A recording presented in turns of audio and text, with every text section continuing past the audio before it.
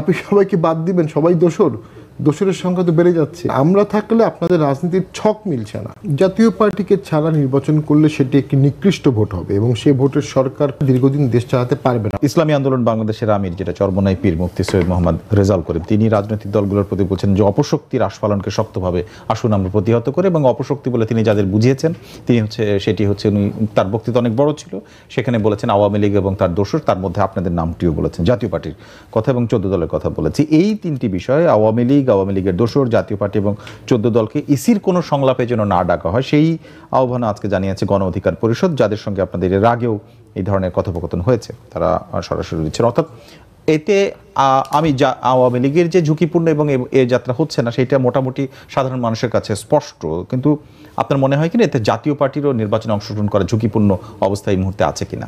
জাতীয় পার্টিকে ছাড়া নির্বাচন করলে সেটি একটি নিকৃষ্ট ভোট হবে এবং সেই ভোটের সরকার খুব লো ম্যান্ডেটে থাকবে এবং এত লো ম্যান্ডেট নিয়ে একটি সরকার দীর্ঘদিন দেশ চালাতে পারবে না। রাজনীতির অঙ্ক এটা বলে। গণ অধিকার পরিষদ তো নামটা হচ্ছে অধিকার রক্ষার, যাচ্ছে হচ্ছে প্রার্থীরা যেন হতে পারে না, স্বতন্ত্র প্রার্থীও হতে পারবে না, একটি দলের সদস্যরা স্বতন্ত্র প্রার্থীও হতে পারবে না, এটা হচ্ছে তাদের দাবি। বাংলাদেশে আরপিও আছে, সংবিধানে কোয়ালিফিকেশন অ্যান্ড ডিসকোয়ালিফিকেশন আছে, অ্যাডাল্ট ফ্রাঞ্চাইজির দেশ আমরা, অর্থাৎ সাবজেক্ট টু সার্টেন কন্ডিশন সবাই ভোটে দাঁড়াতে পারবে।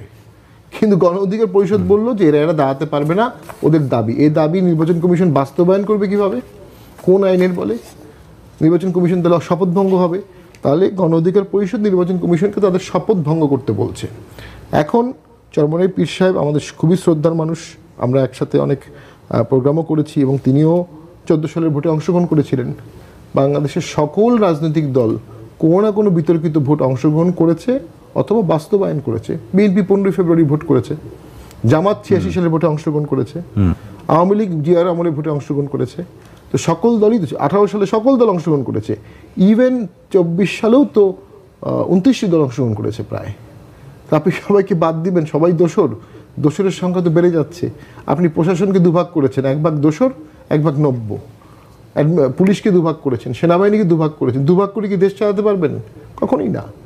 দোসর শব্দটি একটি নব্য টার্ম, এটি দ্বারা আপনি ট্যাগিং করছেন আপনার রাজনৈতিক স্বার্থ চরিতার্থ করার জন্য। আপনি প্রশাসনের দোসর বলে অনেককে সরিয়ে দিয়ে নিজের লোক বসাচ্ছেন এবং সেটা তথ্য উপদেষ্টা বলেছেন যে যখন উনি প্রশাসন রদবদল করতেন, প্রমোশন দিয়েছেন, উনি বিএনপি এবং জামাতের লিস্ট ফলো করেছেন।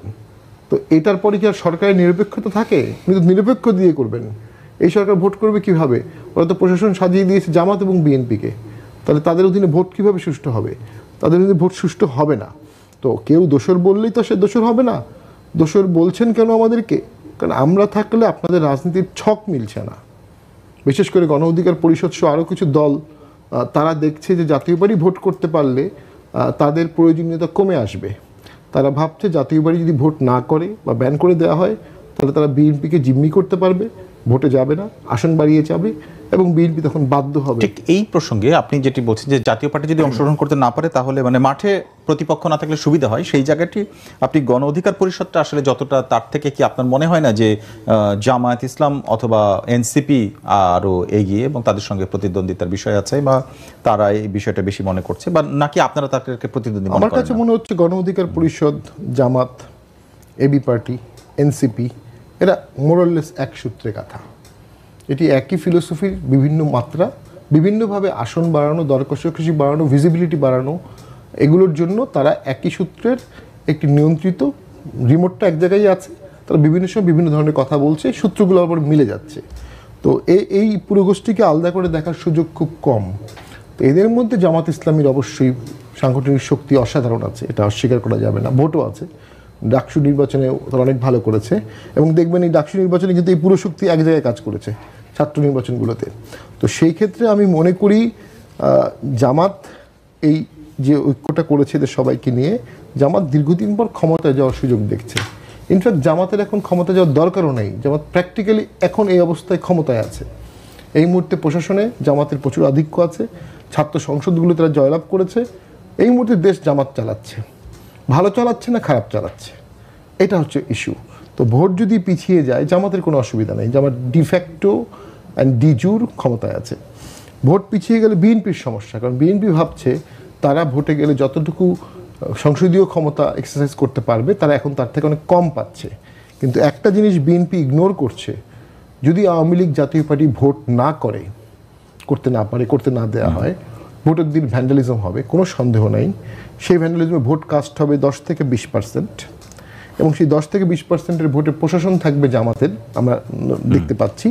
এবং ভোট কাস্টিং জামাতের বেশি হবে, কারণ তাদের ভোটাররা ক্যাডার ভিত্তিক, কর্মী ভিত্তিক দল। সেই লো ভোট কাস্টিংয়ে কিন্তু বিএনপির ভোট কাস্টিং কম হবে, এবং এরকম একটি বিশ্রী ভোটে